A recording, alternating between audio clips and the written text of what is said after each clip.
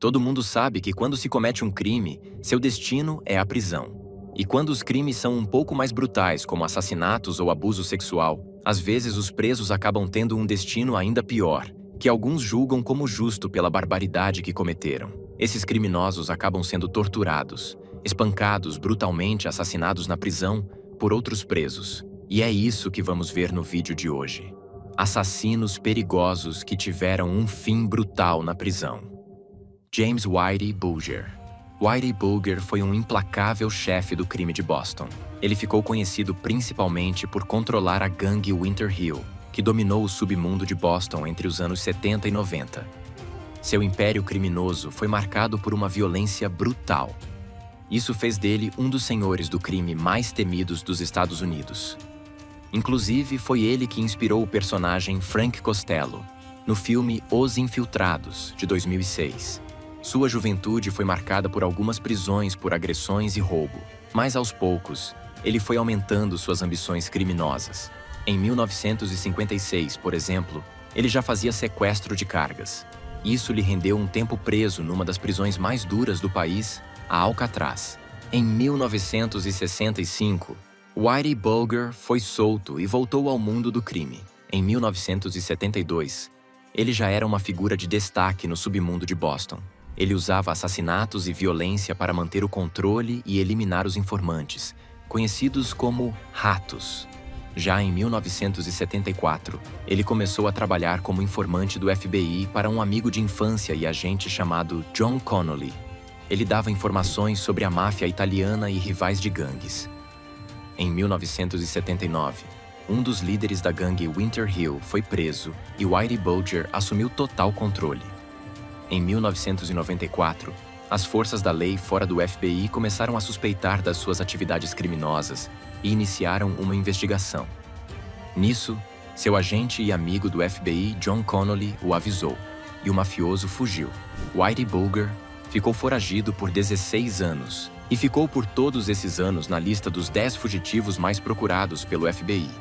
Até que em 2011 ele finalmente foi capturado na Califórnia. Em 6 de julho de 2011, Whitey Bulger foi acusado de 48 crimes federais, com 19 acusações de assassinato. E em 2013 foi considerado culpado de 31 dessas acusações. Ele foi condenado pelo homicídio de 11 pessoas, tráfico de drogas, extorsão e lavagem de dinheiro. Nisso, ele recebeu uma sentença de prisão perpétua e mais 5 anos adicionais. E aí, após a sua condenação, ele passou por várias prisões federais. Mas quando ele chegou na prisão de Hazleton, ele teve um fim trágico. Em 30 de outubro de 2018, poucas horas depois de chegar na prisão, ele foi espancado até a morte. Segundo relatos, ele foi espancado usando um cadeado dentro de uma meia e seus olhos foram arrancados. Whitey Bulger já tinha 89 anos e usava uma cadeira de rodas por conta de uma lesão no quadril. Gerard John Schaefer. Gerard John Schaefer foi um policial e serial killer americano suspeito de assassinar 30 mulheres. Sua primeira tentativa de assassinato que se sabe foi no dia 21 de julho de 1972. Ele simplesmente deteve 2 mulheres que estavam tentando pegar carona até uma praia, Pamela Wells e Nancy Trotter. Gerard disse para as garotas que pegar carona era ilegal, mas mesmo assim as levaria até lá no dia seguinte. Só que ao invés disso, ele as levou para um pântano isolado, as amarrou em uma árvore e apontou uma arma. Porém, nesse momento, ele teria recebido uma chamada no seu rádio policial e teve que sair. O que ele não sabia era que Pamela e Nancy conseguiriam escapar. Nisso, elas foram correndo pedir ajuda em uma delegacia. Era bem a delegacia que Gerard trabalhava. Então, Gerard foi demitido e acusado de cárcere privado e agressão agravada. Porém, ele foi solto sob fiança de $15.000 e ficou aguardando o julgamento. E aí, apenas 2 meses depois, Gerard sequestrou outras 2 meninas, Susan Place, de 17 anos, e Georgia Jessup, de 16. Ele as assassinou e enterrou seus corpos. Mas até então, ninguém ficou sabendo. Um tempo passou e, em novembro de 1972, ele foi sentenciado a 1 ano de prisão e 3 de liberdade condicional por aquele caso de Pamela e Nancy. E aí, Ele começou a cumprir sua sentença em 15 de janeiro de 1973. Mas foi aí que a história teve uma reviravolta. Enquanto Gerard estava preso, os corpos de Susan e Georgia foram descobertos, e ele foi ligado ao crime. E aí isso levou a uma busca na casa dele, onde encontraram 11 armas, 13 facas, itens pessoais de várias mulheres desaparecidas, como joias, roupas e até dentes humanos e histórias que ele escreveu detalhando vários assassinatos. Mas no final, Gerard foi julgado apenas pelo assassinato de Susan e Georgia e recebeu uma sentença de prisão perpétua. Mesmo assim, acredita-se que ele estava ligado ao assassinato de 34 mulheres. E aí, no dia 3 de dezembro de 1995, Gerard foi encontrado morto em sua cela. Ele foi esfaqueado mais de 40 vezes no rosto, cabeça, pescoço e corpo. Ele também teve a garganta cortada, o olho direito destruído e várias costelas fraturadas. E aparentemente, Gerard foi morto por ser X9 e ter denunciado um preso de alta patente, Robert Pickton. Robert Pickton foi um dos assassinos em série mais conhecidos do Canadá.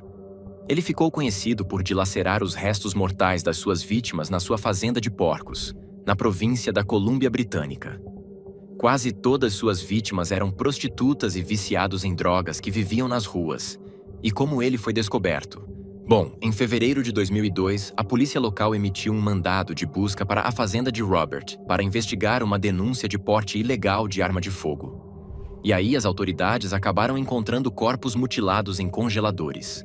Também foram encontrados restos de DNA de 33 mulheres no local. E em 2004, os promotores fizeram uma revelação chocante. Eles disseram que era possível que Robert tivesse triturado suas vítimas, misturado com os produtos suínos da sua fazenda e vendido para os seus clientes. Robert foi condenado em 2007 por 6 acusações de assassinato e foi sentenciado à prisão perpétua. Posteriormente, ele ainda confessou o assassinato de 49 mulheres. Mas as autoridades canadenses decidiram não julgá-lo porque essas novas penas não iriam aumentar a sentença que ele já tinha recebido. Mesmo assim, as autoridades locais o consideram responsável pela morte de até 69 mulheres. E aí, no dia 19 de maio de 2024, Robert foi brutalmente atacado por outro preso na cadeia e faleceu alguns dias depois. Lee Roy Martin. Lee Roy Martin foi um estuprador e serial killer dos Estados Unidos. Também conhecido como o Estrangulador de Gaffney. Ele matou 4 mulheres na cidade de Gaffney entre 1967 e 1968. Ele nasceu e foi criado na cidade de Gaffney, na Carolina do Sul, onde vivia uma vida aparentemente normal. Ele trabalhava em uma fábrica têxtil, tinha uma esposa e 3 filhos. Porém, por trás dessa fachada, havia um maníaco que aterrorizava e matava brutalmente mulheres da região. A primeira vítima foi Annie Lucille Dedmond, de 32 anos. Ele a estrangulou, abusou e a matou na noite de 20 de maio de 1967. Seu corpo foi encontrado na manhã seguinte e seu marido, Roger Dedmond, foi acusado pelo assassinato. E no final, mesmo alegando sua inocência, ele foi sentenciado a 18 anos de prisão. 9 meses depois, em 7 de fevereiro de 1968, Lee Roy fez sua segunda vítima. Nancy Carol Paris, de 20 anos, estava passeando com o cachorro quando Lee Roy a sequestrou, abusou e a matou. Até que no dia 8 de fevereiro de 1968, Bill Gibbons, diretor de um jornal local chamado The Gaffney Ledger, recebeu uma ligação anônima. A pessoa passou a ele instruções detalhadas de como encontrar 2 corpos e também alegou ter matado Anne Lucille Dedmond. Nisso, a polícia seguiu as instruções e encontraram o corpo de Nancy Paris. Depois encontraram o segundo corpo, que era de uma garota de 14 anos chamada Nancy Reinhardt. Ela também foi estuprada, estrangulada e seu corpo tinha queimaduras de cigarro. E aí, no dia 12 de fevereiro de 1968, Bill Gibbons recebeu outra ligação anônima dizendo o seguinte: "Se eles não me pegarem, haverá mais mortes." E foi aí que Lee Roy fez sua quarta e última vítima. No dia 13 de fevereiro de 1968, ele sequestrou, esfaqueou estrangulou e matou Opal Diane Buxton, de 15 anos. Pouco tempo depois, Leroy Martin foi pego e condenado pelos 4 assassinatos, recebendo 4 sentenças de prisão. Nisso, Roger Dedmon foi libertado, após ficar 9 meses na prisão por um crime que não cometeu. Até que no dia 31 de maio de 1972, Leroy Martin foi esfaqueado até a morte por outro prisioneiro. O homem se chamava Kenneth Ramsey e tirou a própria vida se enforcando na sua cela pouco depois de matar Leroy. Daniel Camargo Barbosa. Daniel Camargo Barbosa foi um serial killer psicopata colombiano. Acredita-se que ele estuprou e tirou a vida de mais de 150 meninas na Colômbia e Equador, entre 1974 e 1986. Daniel teve uma infância bem problemática e acabou caindo em uma vida de crime. Ele começou com pequenos furtos, depois foi para sequestros e agressões até chegar nos assassinatos de jovens meninas. Ele só foi pego em 1974 e foi condenado a uma pena de 25 anos. Nisso, ele foi enviado para uma penitenciária de alta segurança na Ilha Gorgona, na Colômbia, conhecida como a Alcatraz colombiana. Porém, em 1984, ele conseguiu fugir em um barco e foi para o Equador, onde continuou com seus crimes brutais. Até que em 1986, a polícia finalmente conseguiu capturar Daniel novamente. Nisso, ele confessou ter assassinado 72 garotas e recebeu uma sentença de 16 anos de prisão. Porém, em 1994, ele foi brutalmente assassinado na prisão pelo sobrinho de uma das suas vítimas, Thor Nils Christiansen. Thor Nils Christiansen era um serial killer dinamarquês americano e necrófilo. Ele sequestrava jovens mulheres, atirava na cabeça e as agredia sexualmente após a morte. Ele foi o responsável por causar uma onda de terror entre os anos de 1976 e 1977, na Universidade da Califórnia, em Santa Bárbara. Nessa época estava acontecendo uma série de assassinatos de sósias, que era chamado assim porque as vítimas eram todas muito parecidas. E a primeira a morrer foi Jacqueline Rook, de 21 anos. Ela foi sequestrada de um ponto de ônibus local em 6 de dezembro de 1976. No mesmo dia, a garçonete Mary Saris também desapareceu. Já no dia 18 de janeiro de 1977, quando ambas ainda estavam desaparecidas, Patricia Lane, de 21 anos, também desapareceu em outro ponto de ônibus local.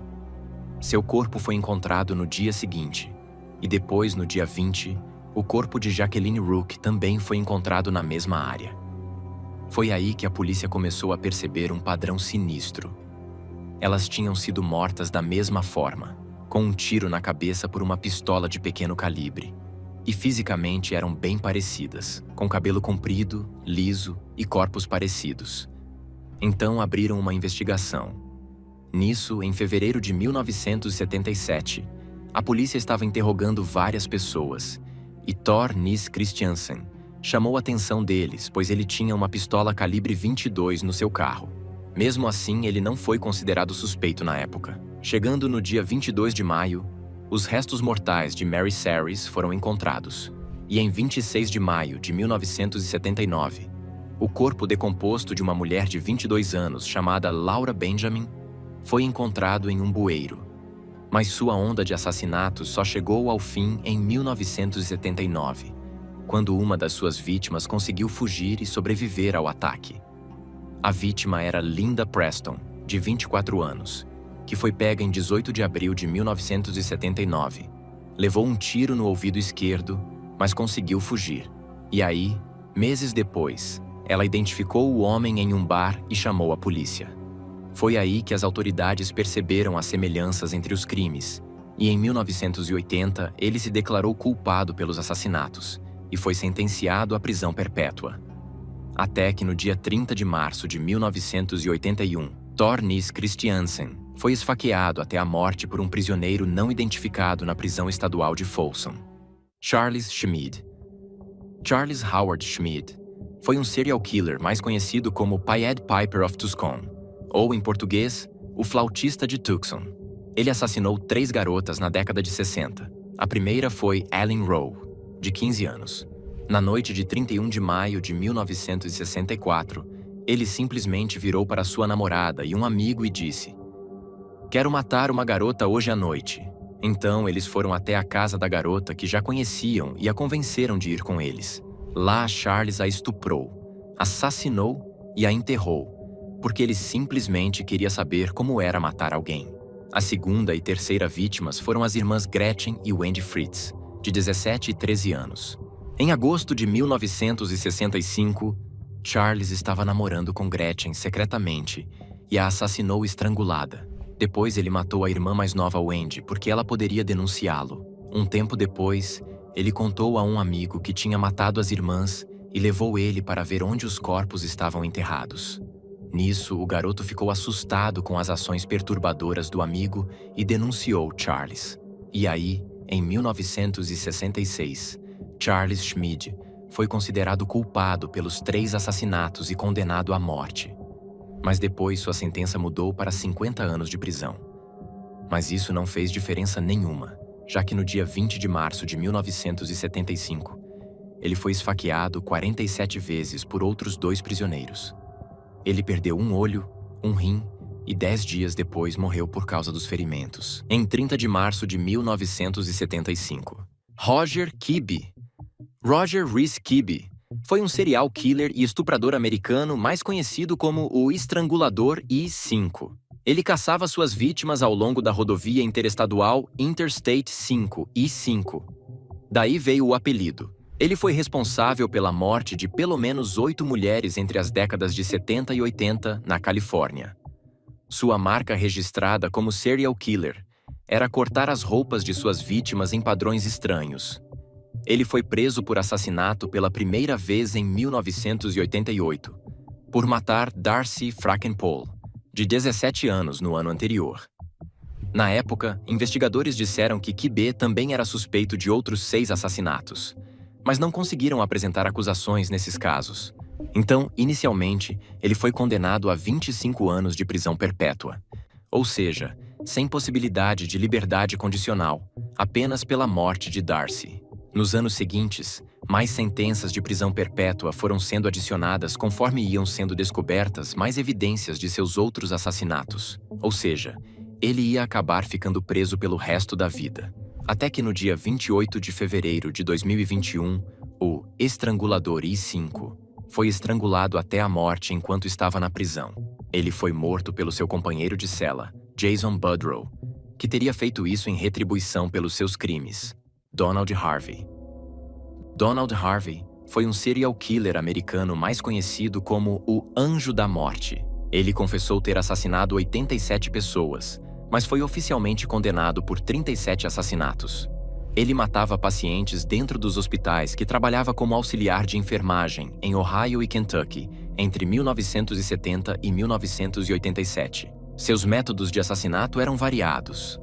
Ele colocava arsênico e cianeto na comida ou em injeções, dava overdoses de insulina, sufocava o paciente, desligava o suporte vital, inseria fluidos intravenosos contaminados com hepatite B e, às vezes, até colocava um cabide no catéter causando uma perfuração abdominal fatal. Harvey cometeu seus crimes por 17 anos, até que um erro em março de 1987 o entregou. Um paciente chamado John Powell sofreu um acidente de moto e estava em suporte vital, até que sofreu uma morte inesperada no hospital. Isso levou a uma autópsia onde identificaram cianeto no estômago de John. Nisso, Harvey foi identificado como um suspeito-chave e confessou ter matado John Powell com cianeto durante o interrogatório. Harvey disse que foi um ato de misericórdia e que continuaria matando pacientes se não tivesse sido pego. Ele disse o seguinte: "Senti que o que estava fazendo era certo. Estava tirando as pessoas de seu sofrimento. Espero que, se algum dia eu estiver doente, cheio de tubos ou em um respirador, alguém venha e acabe com isso." Em 1987, Harvey se declarou culpado de 37 assassinatos e recebeu 3 sentenças de prisão perpétua. Até que no dia 28 de março de 2017, Harvey foi encontrado gravemente ferido em sua cela por conta de uma brutal agressão do seu colega de cela, James Elliott. 2 dias depois, no dia 30 de março, Donald Harvey faleceu por conta dos ferimentos e, no final, o anjo da morte de Harvey foi seu colega de cela. Hélio José Muniz Filho foi um assassino em série brasileiro, nascido e criado em Pernambuco, mais conhecido como Elinho. Ele foi acusado de assassinar em torno de 65 pessoas, que Elinho dizia serem criminosos. Ele se considerava um justiceiro que limpava a cidade eliminando pessoas que ele considerava más. Ele ficou conhecido pelo filme ou documentário O Rap do Pequeno Príncipe contra as Almas Cebosas, de 2001, onde o personagem é baseado na sua vida de crime. Mas não importa o quão boas eram suas intenções, e se ele realmente só matou criminosos e pessoas ruins. Suas ações foram consideradas crimes aos olhos da lei, e ele foi preso em 1997 no presídio Professor Aníbal Bruno, um dos mais perigosos de Recife. Ele confessou ter assassinado entre 60 e 65 pessoas e foi condenado a 201 anos de prisão. E ele também confessou que era líder de uma quadrilha de justiceiros. Mas em 2001, enquanto cumpria sua sentença, ele foi violentamente atacado por 3 detentos e acabou morrendo aos 24 anos. Os criminosos atingiram Elinho no pescoço, costela e braço com uma faca e um estilete. Donald Leroy Evans. Donald Leroy Evans foi um serial killer americano que assassinou pelo menos 3 pessoas entre 1985 a 1991. Mas ele ficou conhecido por admitir a responsabilidade pelo assassinato de mais de 70 pessoas. Evans foi condenado pelo seu primeiro crime em 1986, por estupro. Ele foi sentenciado a 15 anos de prisão, mas cumpriu apenas 5, saindo em 1991. E aí, enquanto estava solto, cometeu o crime pelo qual receberia a pena de morte: o estupro e assassinato de Beatrice Louise Ruth, de 10 anos, em 1º de agosto de 1991. Ele foi preso 4 dias depois do crime. E aí, enquanto estava sob custódia, Evans assumiu a responsabilidade pela morte de mais de 70 pessoas em 22 estados diferentes. Mas suas vítimas conhecidas são apenas 3. Ira Jean Smith, de 38 anos, morta em 7 de março de 1985. Janet Movich, de 38 anos, morta em 14 de abril de 1985. Beatrice Louise Ruth, de 10 anos, morta em 1 de agosto de 1991. E aí, em 5 de janeiro de 1999, enquanto estava no corredor da morte, Evans foi fatalmente esfaqueado por um outro preso chamado Jimmy Mack. O ataque aconteceu com uma faca improvisada enquanto Evans estava indo para o chuveiro. Jeffrey Dahmer. Jeffrey Lionel Dahmer, também conhecido como o Canibal de Milwaukee, foi provavelmente um dos assassinos em série mais perturbadores do mundo. Ele assassinou brutalmente 17 homens e garotos, entre 1978 e 1991. Seus crimes eram bem hediondos, envolvendo estupro, necrofilia e canibalismo. Ele também fazia experimentos com as suas vítimas vivas, tentando as transformar em zumbis. Para isso, ele fazia lobotomias e aplicava ácido muriático no buraco dos crânios das vítimas enquanto ainda estavam vivas. Seu reinado de terror só terminou em 22 de julho de 1991, quando uma vítima escapou do seu apartamento e levou a polícia até ele. Dahmer se declarou culpado de todas as acusações e ele foi condenado a 16 penas de morte. Porém, Dahmer não teria demonstrado nenhum remorso por seus crimes na prisão, e isso teria enfurecido alguns detentos.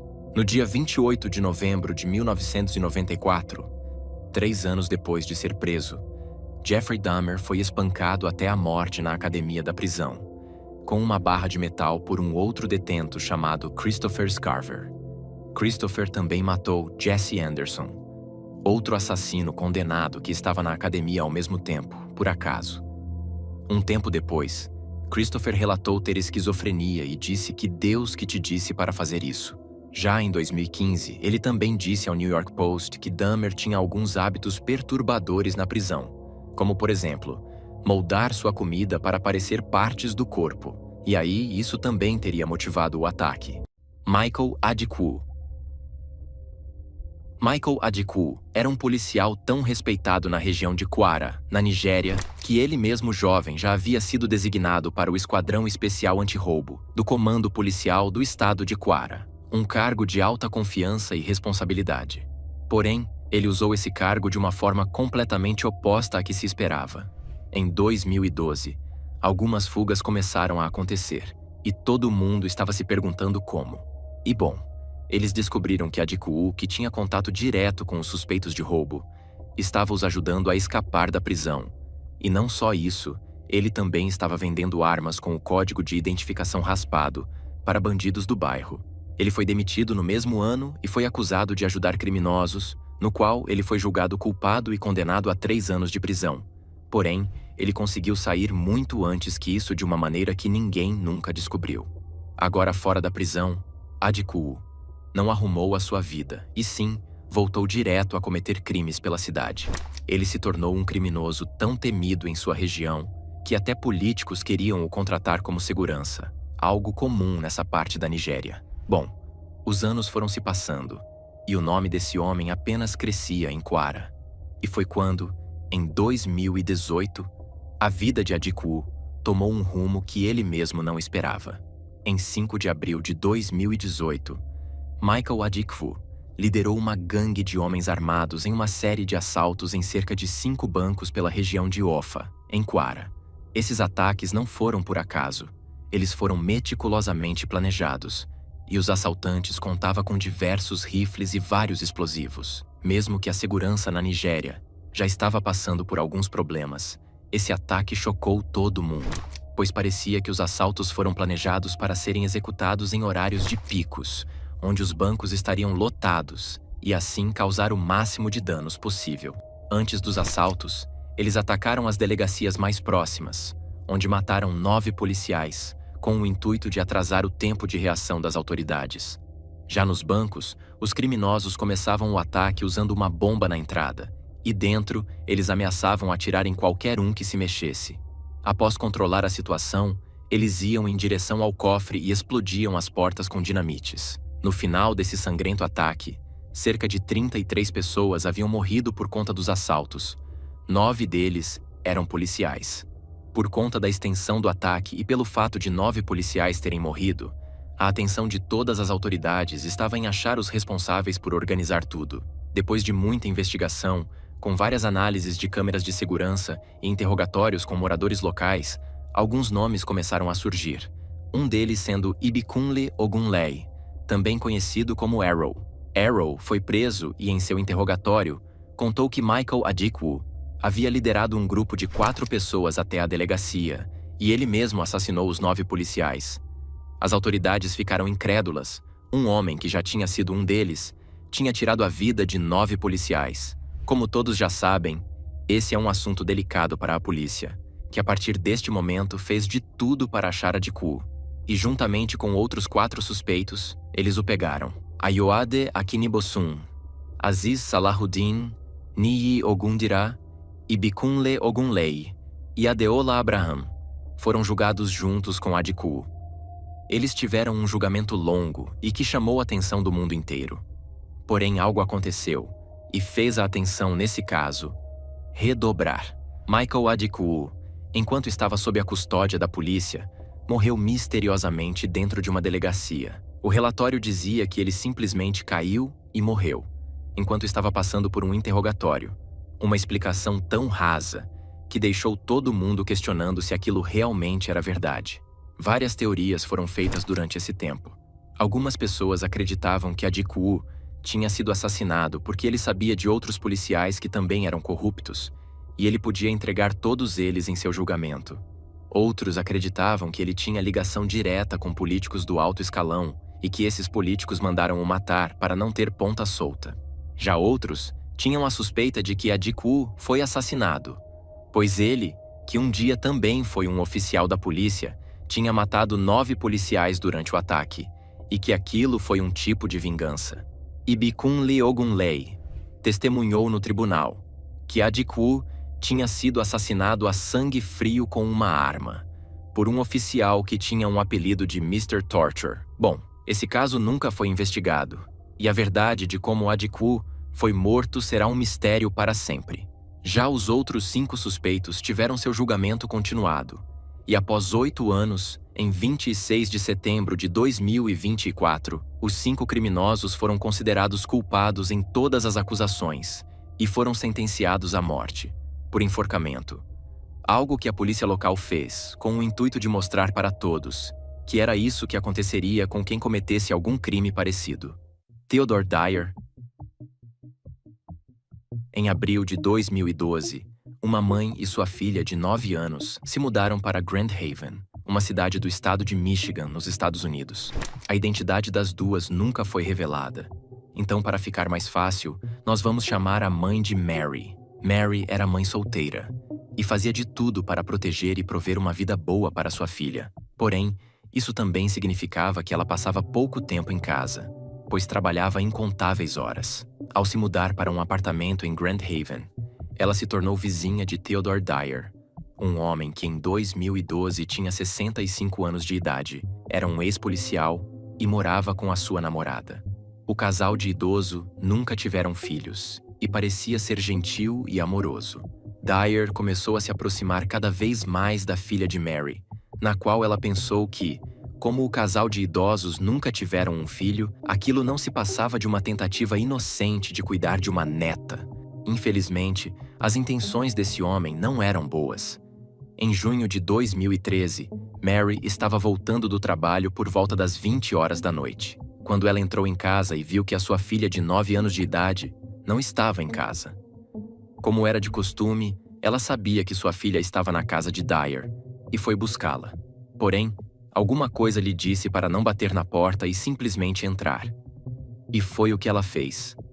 Mary viu que a porta estava destrancada e entrou bem devagar.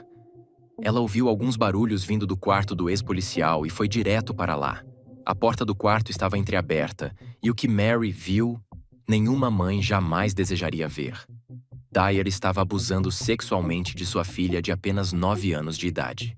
A mãe desesperada abriu a porta com tudo, empurrou Dyer, pegou sua filha e saiu correndo para sua casa, na qual ela entrou, trancou a porta e ligou para a polícia, que em minutos já estava no local. Theodore Dyer foi preso no mesmo dia e levado até a delegacia para ser questionado.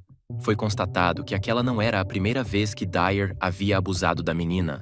Logo, o criminoso foi acusado com abuso infantil e condenado a 25 anos de prisão, podendo chegar a 50 anos. Em 2014, Theodore Dyer, que agora estava com 67 anos, foi mandado para a prisão Saginaw Correctional Facility, e foi lá que ele teve o seu encontro com o destino.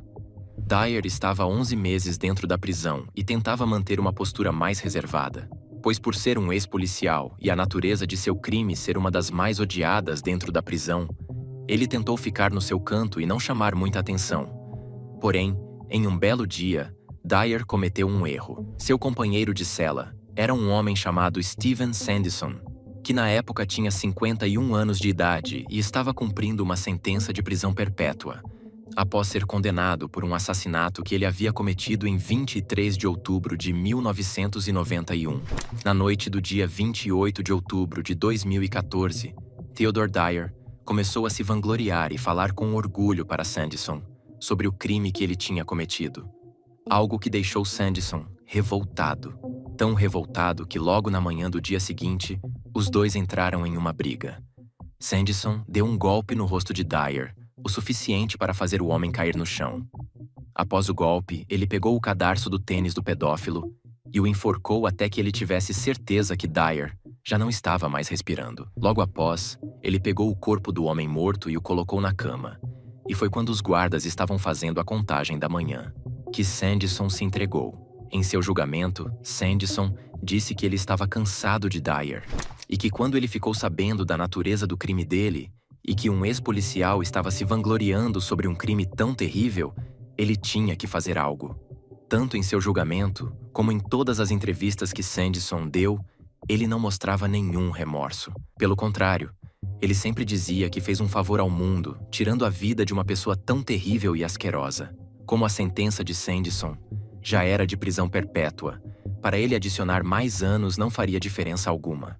E foi depois disso que Steven Sandison se tornou um herói para muitas pessoas, que o consideram um justiceiro, título que o próprio assassino recusou, dizendo que ele estava bem longe de ser um herói. Quando a notícia foi passada para a mãe da vítima, ela disse que chorou e deu risadas ao mesmo tempo.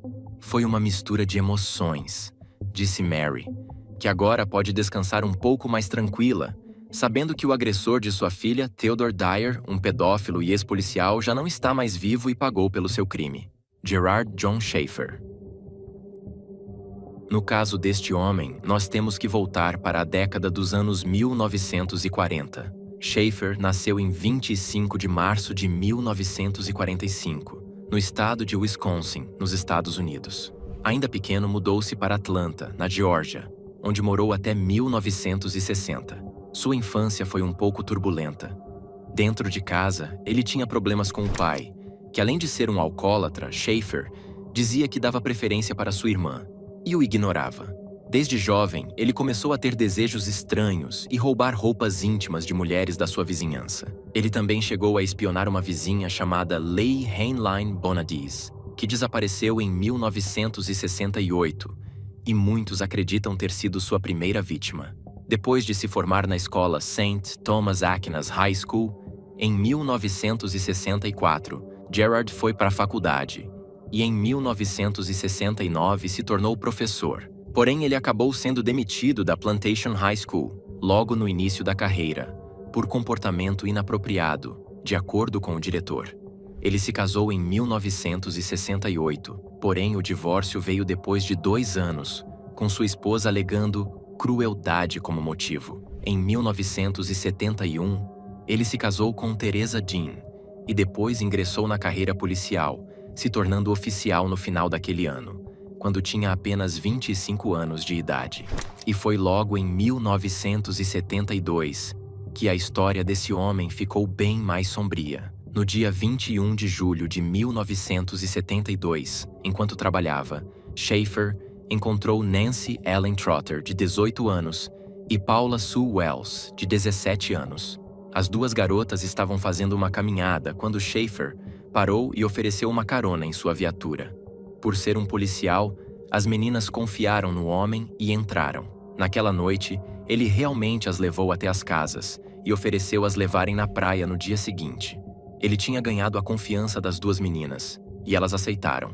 No horário combinado, após elas entrarem em seu carro particular, Schaefer, em vez de levar para a praia, as levou para o meio do manguezal, onde as amarrou numa árvore. Porém, por sorte, Schaefer teve que ir embora para atender a uma chamada da rádio da polícia, e foi aí que as duas jovens conseguiram escapar. Uma das vítimas chegou a atravessar um rio a nado, ainda algemada, até chegar à estrada onde foi encontrada pelo xerife Crowder. Após algumas horas, Schaefer retornou ao local onde havia deixado as garotas e viu que elas haviam escapado. Ele entrou em desespero e, em uma tentativa de disfarçar o que tinha feito, ligou para a delegacia e disse que havia feito algo tolo, explicando que havia simulado um sequestro de duas jovens para ensiná-las que não era seguro aceitar carona. Algo que ninguém acreditou.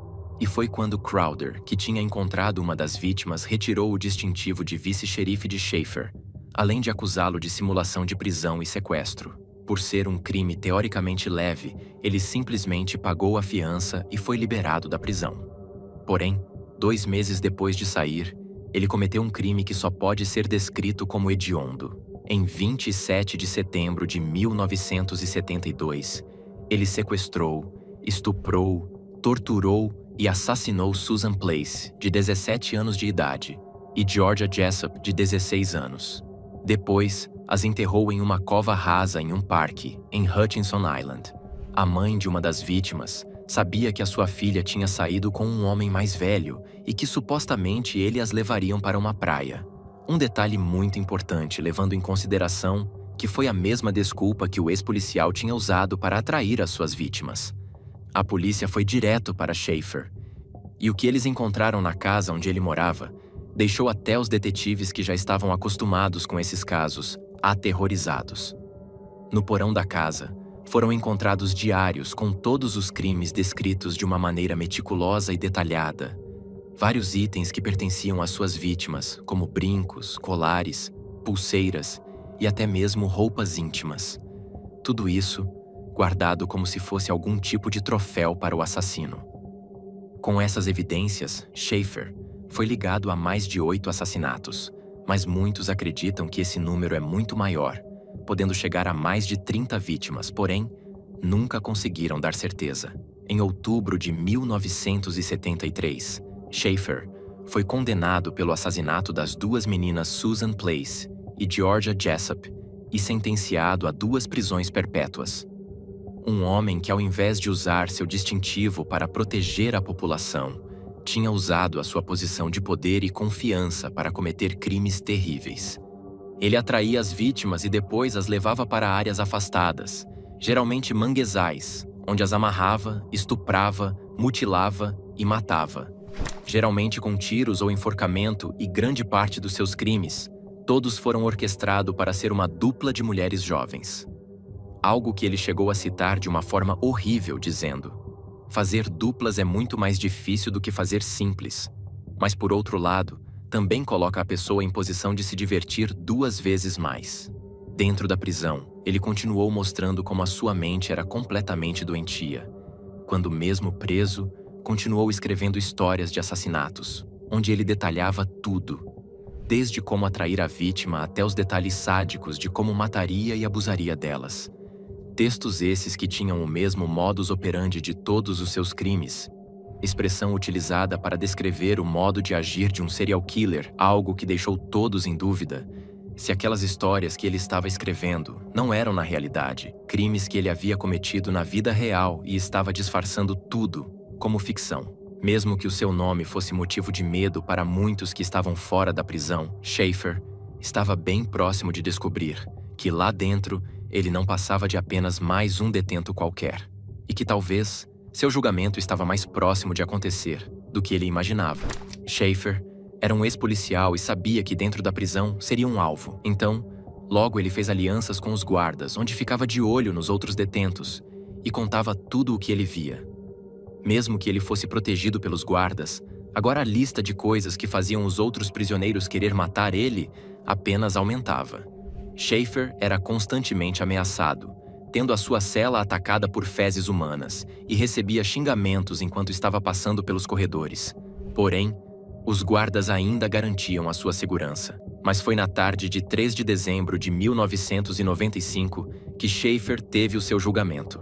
Um outro detento, chamado Vincent Faustino Rivera, soltou toda a sua raiva em cima de Schaefer. A história que foi contada é que os dois tiveram uma briga sobre uma xícara de café, mas muitos acreditam que essa história não foi contada da maneira certa e que tinha outro motivo por trás desse ataque. Seja qualquer que for o motivo, Schaefer foi esfaqueado mais de 40 vezes por Rivera. Além disso, ele tinha diversas costelas quebradas, um olho perfurado e diversos outros hematomas espalhados pelo seu corpo. Um homem que um dia tinha sido um policial e usou essa posição para ter vantagem em cima das pessoas, teve a sua morte de uma maneira horrível e que muitos julgaram como uma justiça para as suas vítimas. A morte de Schaefer foi motivo de felicidade para muitas pessoas, incluindo o juiz que o condenou, que disse que o mundo seria um lugar melhor com a morte dele. Florisvaldo de Oliveira.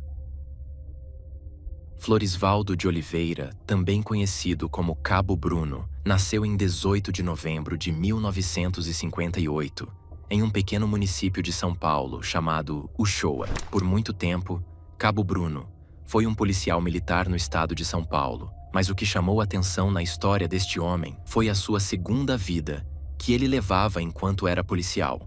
Cabo Bruno ficou conhecido como um justiceiro, alguém que faz justiça com as próprias mãos.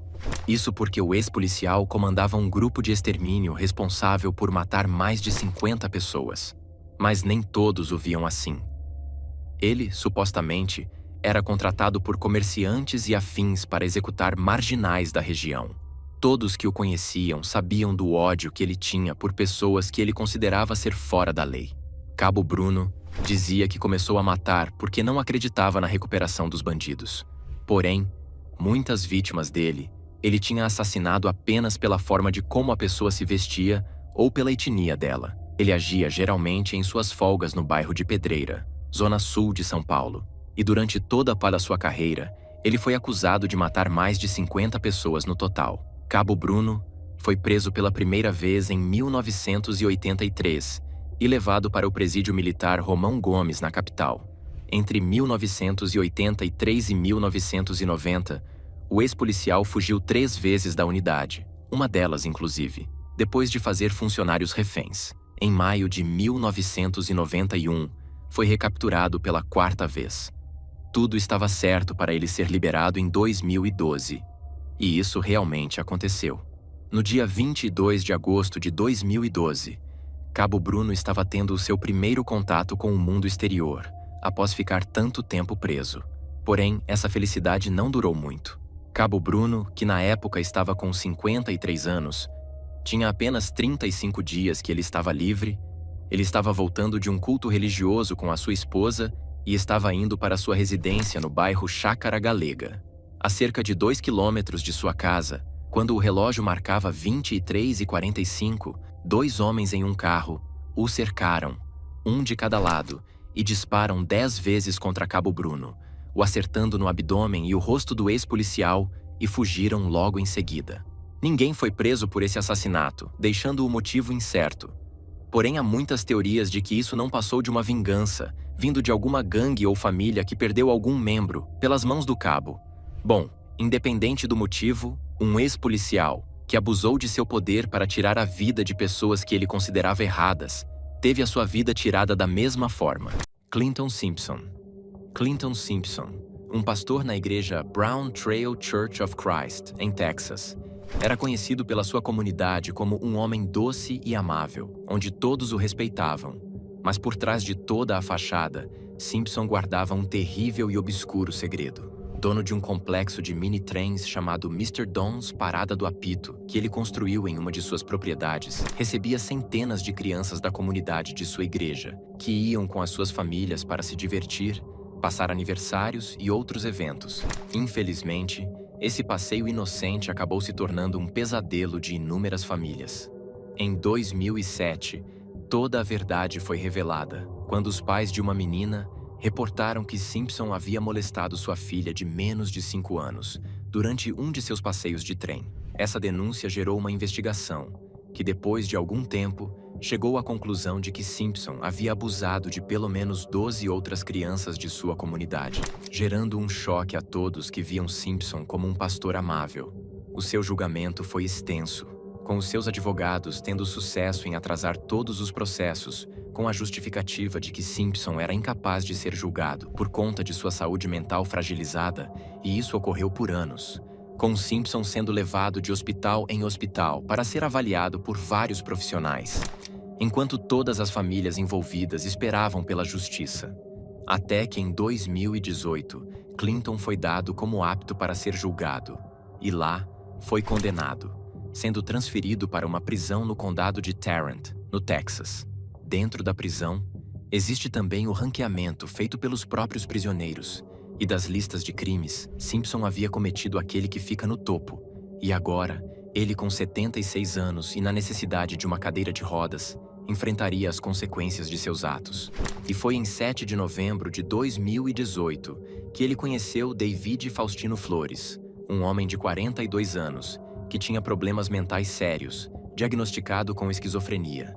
David havia sido preso por agredir um homem idoso, no qual ele alega que era um membro da Al-Qaeda. Mesmo após David conversar com as autoridades da prisão e pedir para ficar em uma cela sozinho, pois ouvia vozes, mandando ele agredir seus companheiros de cela, o mesmo foi colocada na cela de Simpson, no qual David alega ter ouvido vozes de Deus e até de sua falecida mãe, contando para ele que Simpson era na verdade Osama Bin Laden e que era a missão dele, o matar. E assim ele fez, derrubando Simpson de sua cadeira de rodas e repetidamente esmagando a cabeça contra o chão, até deixar o crânio de Simpson deformado. Clinton Simpson foi levado ao hospital, mas não sobreviveu aos ferimentos que lhe foram causados.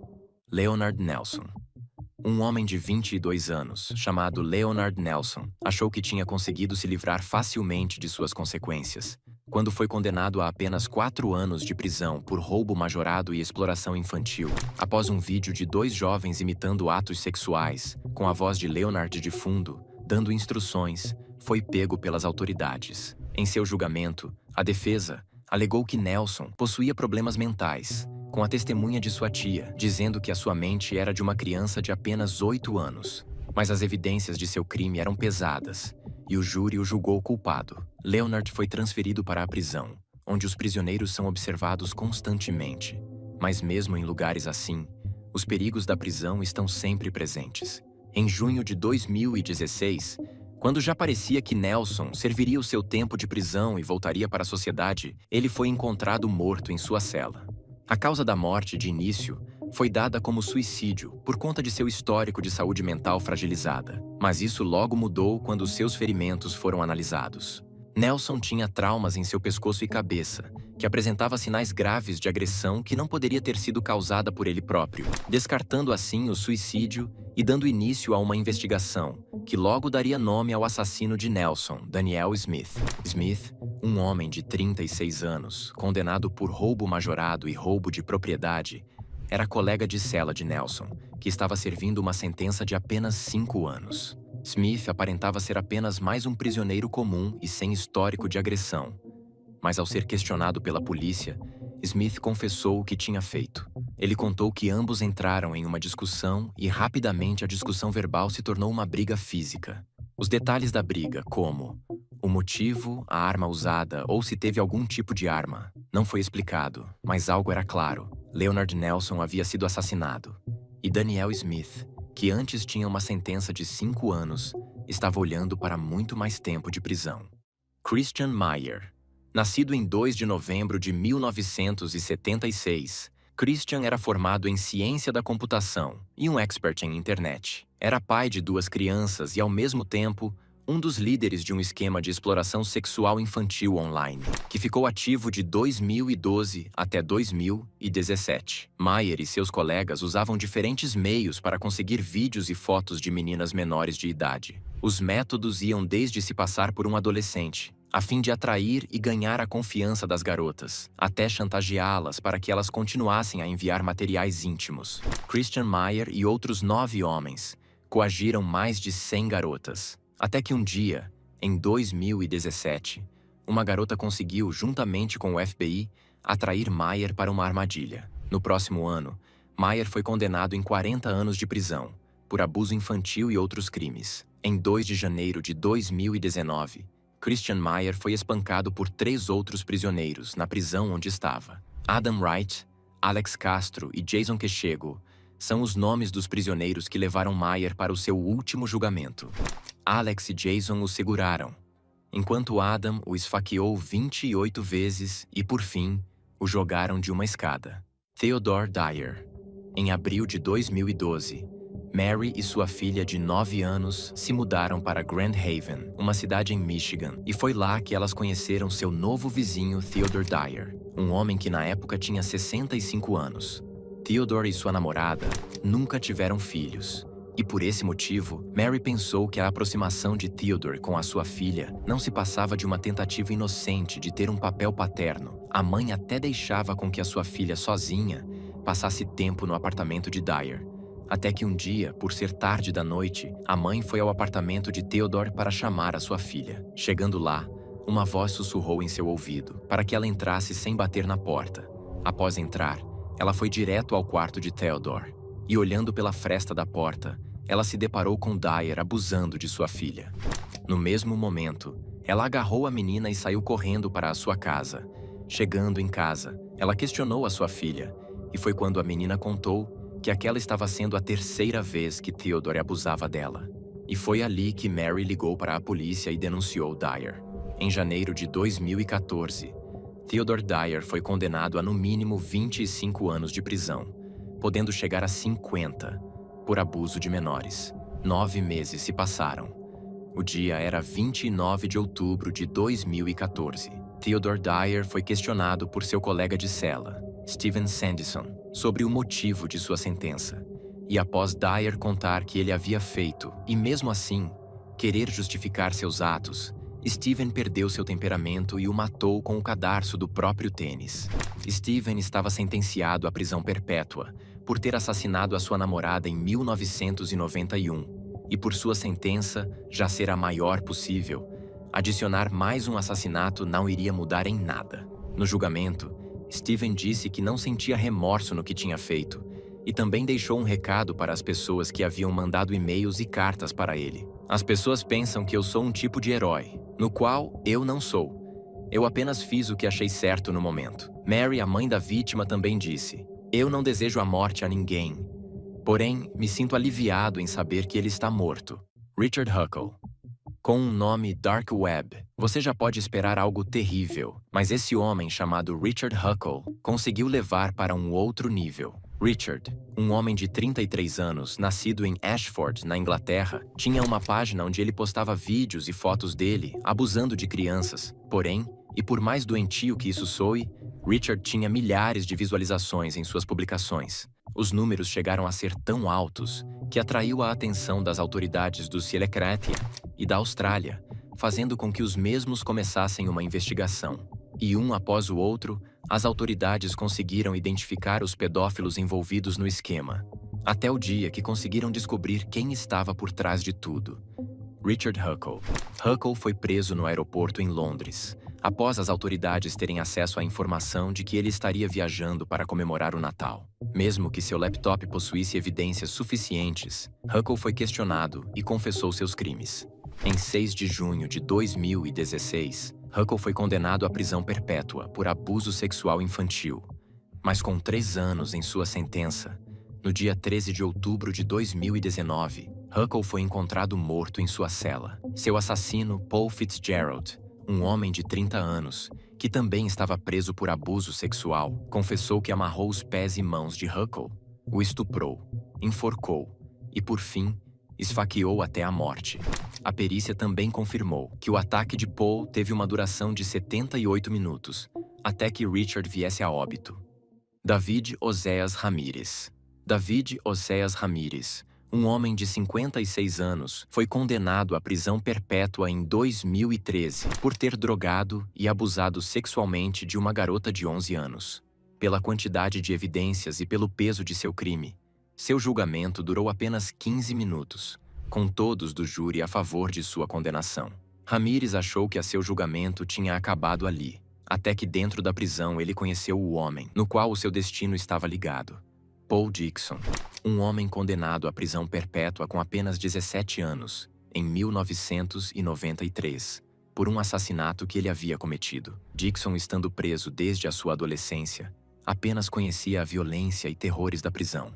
A realidade que Ramírez estava prestes a conhecer. A violência de Dixon e a origem do crime de Ramírez era a receita perfeita para o desastre. O dia era 30 de julho de 2019. Uma discussão verbal começa entre Ramírez e Dixon, e logo essa discussão se tornou física. Dixon espancou Ramírez até o ponto em que o mesmo não conseguia revidar, e após isso, o afogou no vaso sanitário da própria cela. Logo após, os seguranças entraram na cela e encontraram Ramírez já sem sinal de vida. A única testemunha de todo o ato, um outro prisioneiro, se recusou a dar mais informações. Dixon, que já estava preso há 26 anos, acabara de receber mais respeito de seus colegas de prisão por ter feito a tão falada justiça da prisão. Mitchell Harrison. Mitchell Harrison sempre foi aquela pessoa com piadas sexuais estranhas, deixando as pessoas ao seu redor desconfortáveis. E com o passar do tempo, as piadas evoluíram para atos violentos. Com apenas 13 anos de idade, Harrison atacou brutalmente uma menina de 7 anos de idade, tendo ali o seu primeiro encontro com a justiça. Por ser apenas uma criança, levou uma advertência formal. 2 anos após a ocorrência, o mesmo foi acusado de tentativa de estupro por uma colega de classe de apenas 15 anos. Ali já se tornava claro qual seria o futuro de Harrison. Com 23 anos, Mitchell Harrison atraiu uma garota de 13 anos até o seu apartamento e, ao chegar lá, forçou a garota a se despir e a estuprou. Por sorte, a menina conseguiu escapar e o denunciou. Harrison foi acusado e condenado, levando-o à prisão onde ele encontraria Nathan Mann, de 25 anos, e Michael Parr, de 34 anos.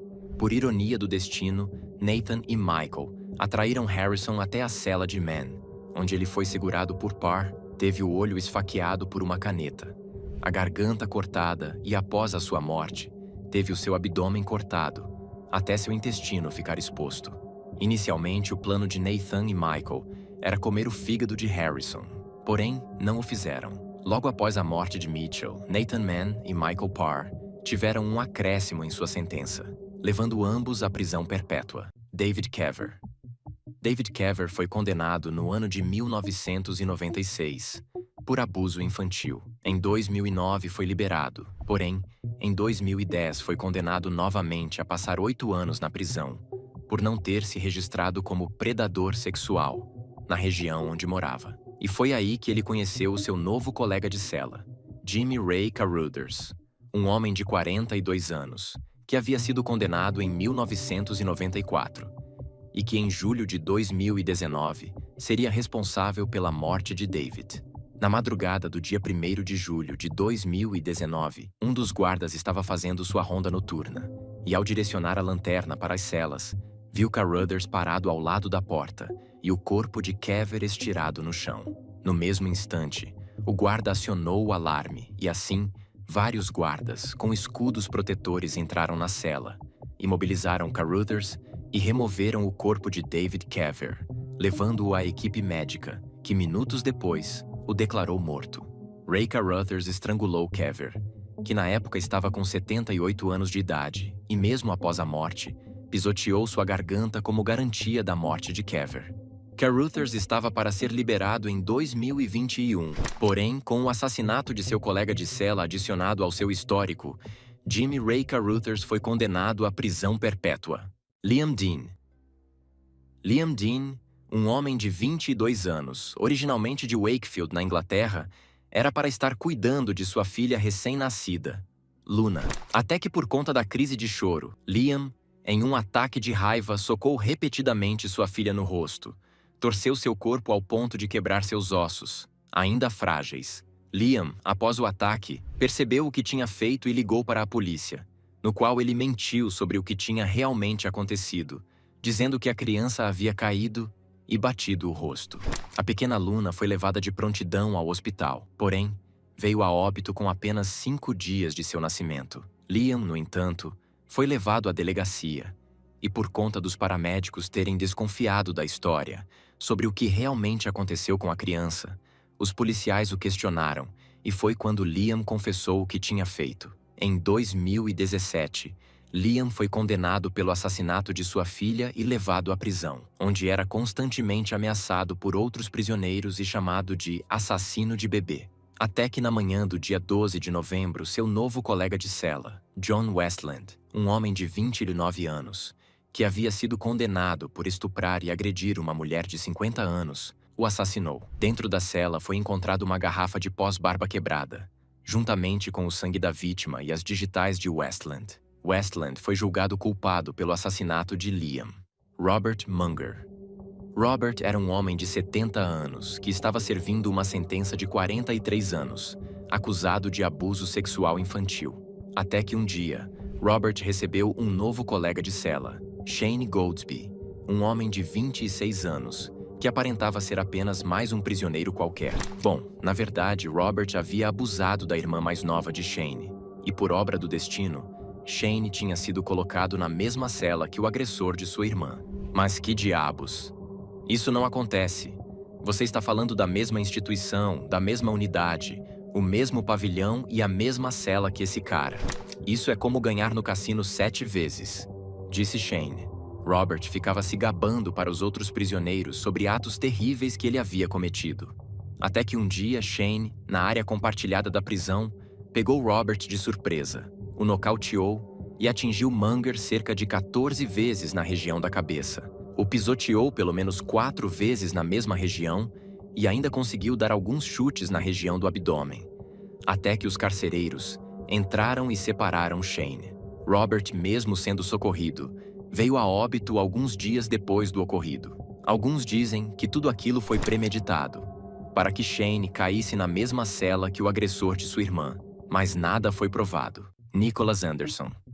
Condenado por abuso sexual infantil, Nicholas Anderson foi encontrado morto em sua cela em 22 de janeiro de 2017. Seu colega de cela, Rocky Ali B. Mon, um homem condenado por diversos assassinatos, pegou como sua missão assassinar agressores sexuais, já tendo mandado cartas para juízes dizendo que assassinar agressores sexuais o trazia um prazer inimaginável e que ele iria continuar fazendo até ser mandado para o corredor da morte.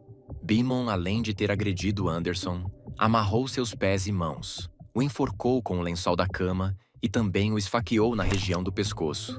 Contudo, a morte foi dada como estrangulação. Jeffrey Epstein. Jeffrey Epstein, nascido em 20 de janeiro de 1953, foi criado a sua vida inteira em Nova York. Ficou conhecido como um criminoso sexual e um magnata financista. Pela sua carreira de sucesso no mundo das finanças, Epstein se tornou multimilionário e desenvolveu um ciclo social que incluía apenas pessoas extremamente poderosas, entre elas, políticos e até realezas. Em 2005, uma denúncia foi feita sobre uma garota que havia sido abusada por um homem chamado Jeff.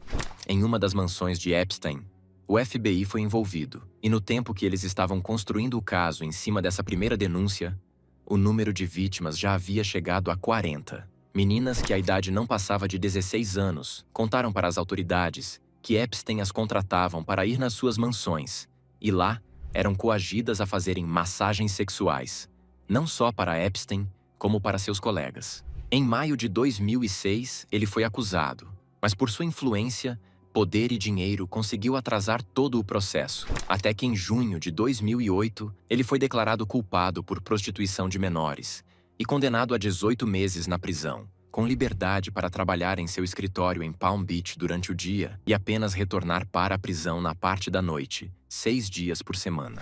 Em julho de 2009, Epstein é solto, e pela próxima década, centenas de mulheres vítimas de Epstein começaram a vir à tona. Virginia Roberts Giuffre, uma advogada americana de 41 anos, também vítima de Epstein quando tinha apenas 17 anos, diz em seu processo que Jeffrey Epstein e sua namorada Ghislaine Maxwell realizavam encontros sexuais com pessoas da realeza, políticos, acadêmicos e outros homens de poder.